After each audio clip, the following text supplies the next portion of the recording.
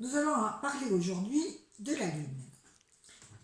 Nous avons fait la dernière conférence sur le Soleil, planète extravertie, lumineuse, planète de jour. Et nous passons maintenant à la Lune, qui est complètement l'inverse, planète féminine, de nuit, planète d'eau, planète nocturne, en fait, totalement nocturne. Elle est liée, la Lune, aux instincts, aux pulsions, à notre vie quotidienne, à notre ressenti et surtout à notre enfance et à notre inconscient personnel.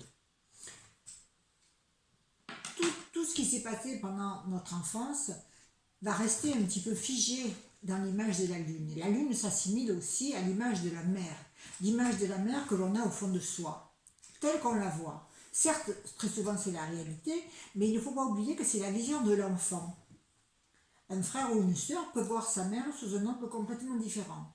On ne peut pas dire que c'est pas vrai, que c'était pas la mère, mais il ne faut jamais oublier que c'est la vision de cet enfant-là, qui n'est peut-être pas commune avec ses frères et ses sœurs, même totalement différente quelquefois. Donc c'est ahurissant, mais la mère peut avoir plusieurs visages par rapport à son enfant.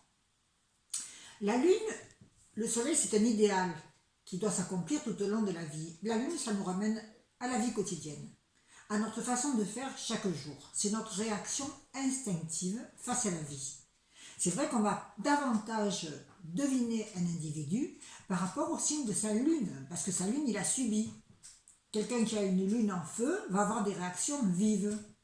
Quelqu'un qui a une lune en terre sera plus lent dans ses réactions. Quelqu'un qui a une lune en air aura tendance à cérébraliser et à mentaliser les choses. Et quelqu'un qui a une lune en haut, ça passera tout par son ressenti. Donc c'est complètement différent. Ça va montrer notre humeur quotidienne, le confort que l'on cherche dans la vie, le bonheur que l'on peut aussi s'accorder. La lune nous pousse à l'imaginaire, à l'imagination, au rêve, au ressenti, à tout ce qui est intuitif, à tout ce qui est créatif. C'est notre monde intérieur. C'est ce qui va nous pousser un petit peu à régresser, à retourner un petit peu dans la matrice, dans le ventre de la mer. Alors le lunaire, quand c'est positif, ça donne un être très sympathique, parce que la lune, ça peut donner de la popularité, surtout si elle est angulaire dans un thème.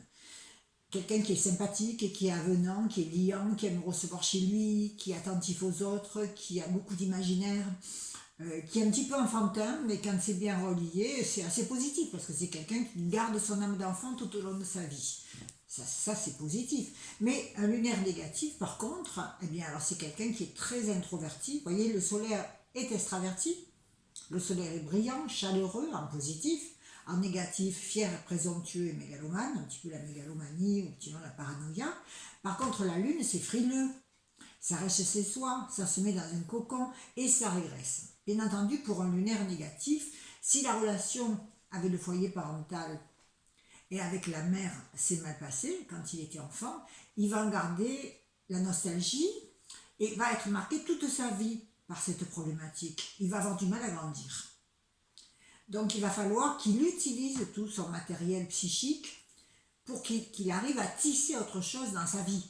Parce que sinon, ben, il peut être très susceptible, ne pas agir, être mou, lent, enfermé en lui-même, très imaginatif, mais il ne va pas l'utiliser si c'est un lunaire négatif. Il risquera plutôt de régresser dans sa vie.